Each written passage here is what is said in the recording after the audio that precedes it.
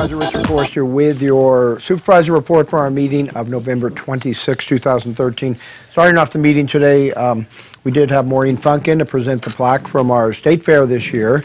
That was another award-winning booth, but the whole purpose of that booth, and Amador Council on Tourism does a great job of putting the booth together, promoting Amador County businesses and tourism, and we thank them for doing that. Supervisor Plaz did talk about the Pine Grove Corridor Improvement Project reconsideration that happens Wednesday, November 27th at 9 a.m. The actual meeting should start around 9:30, 10 o'clock at the Amador County Transportation Commission on Valley View Drive. That is a big discussion, and could be some fireworks there, so we'll see what happens. On to our meeting, Amador County Business Council was in, talked about a memorandum of understanding that's been put together between the Amador County Business Council, the Amador County Chamber of Commerce, the Amador Council of Tourism, and the Amador Vintners Association. This is called the Amador Economic Development Partnership. The Board of Supervisors has been asking for this for some time to define the actual duties of each of these organizations so there's not as much overlap, and so that basically we're not spending resources 2 and 3 times in areas, and the Board of Supervisors does dedicate resources to the Chamber and ACT. We just don't like it when the duties of each organization are duplicated, and that's a waste of money. So we're glad to see that this MOU has been put in place, and they're going to have ongoing conversations regarding their duties and any issues that come up. The use of Quimby fees came up today. This was a discussion on 2 issues with ACRA that the Board of Supervisors had. Carolyn Fergulia was in as the office manager of ACRA talking about this issue. First up, they wanted to use Quimby fees from District 3 for 2 projects up at Molly Joyce Park, building a shed there and building a fence. In meeting with Greg Gelato, County Council last week with Carolyn Fergulia, he did opine that this was an allowable use of the Quimby fees. Now you got to remember, Quimby fees, mitigation dollars. They're different dollars, and there's different allowable uses. This is an allowable use. They wanted to use about $20,000 out of the District 3 Quimby fees.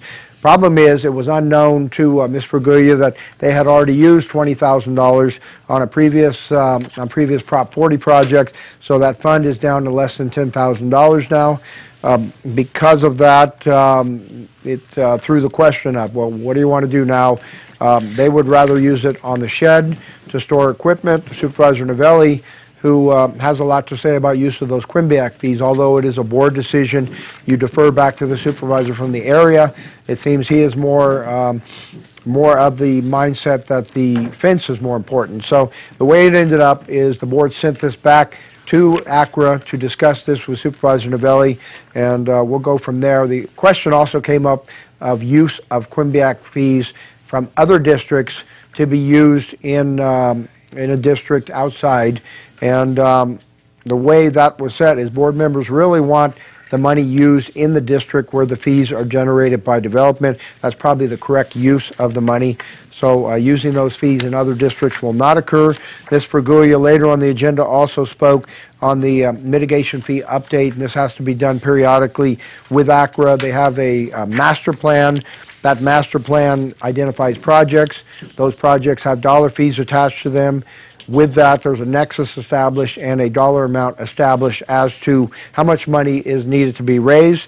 That mitigation fee at this point is $8,670. The only cities that have adopted that are the City of Jackson and Sutter Creek. County of Amador, feeling that was too high, has adopted $4,300, as well as City of Plymouth and City of Amador City have adopted that same fee. Question came up here. There are projects on the list that have been completed. Some of them completed outside of the mitigation fee process, like Dieter Park, where the Jackson Rancheria came in and did the work there. There are other areas where the improvements have been completed through the Prop 40 process, so they can be taken off the list.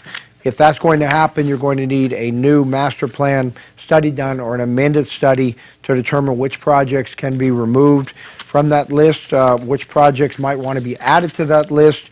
If that happens, that's going to change your dollar amount either up or down depending on what those projects are. So that will go back before the ACRA board for more discussion. The plan was approved, but it probably will have to be amended at some point in time. Each time you do an amendment to a master plan and have to do that study, it costs a pretty good amount of money to go ahead and do that study. Central Sierra Economic Development District, to make a long story short, the board decided to sever their membership with the Joint Powers Authority here. It's about a $3,600 cost to the Board of Supervisors to have Amador County included in that JPA. In the JPA is Mariposa County, Alpine, Calaveras, Tuolumne, as well as numerous cities that are involved there. John Colburn from City of Plymouth represents the city interests in Amador County, but it's based on population without prisons or cities of 21,831. Even with that amount, $3,600 or $3,600, we didn't feel like we're getting enough bang for the buck out of our involvement in that organization, so we are going to request to be removed from that Joint Powers Authority. Had 3 issues on the board with trust boundary line adjustments, and these all involve Williamson Act issues. The Greelitz Trust, the Raymond and Helen Zanini Trust, and the Kathleen Brownlee Verna Payne boundary line adjustment. All these involve family members, and you know, over time people want to adjust the line so that they can accommodate different needs of different family members. The only one that was slightly different here, the Zanini Trust, where they established different Williamson Act contracts on properties. On the one that was established here, it's 80.1 acres, and that is subject to the planting of 5 acres of grapes on the parcel. Grapes don't produce overnight, so they're giving them a 5-year period to comply with their Williamson Act contract.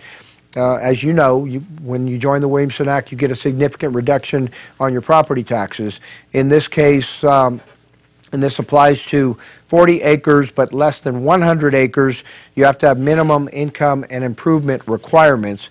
So they'll have to show within 5 years that they're getting a crop of those grapes and they're making money on the property sufficient to meet those requirements. That'll come back in 5 years if they don't show that. So our Land Use and Planning Department does monitor that. Also, Rural County Representatives for California, RCRC, the board. I have been the representative there for about 9 years. I was elected to another position with CSAC.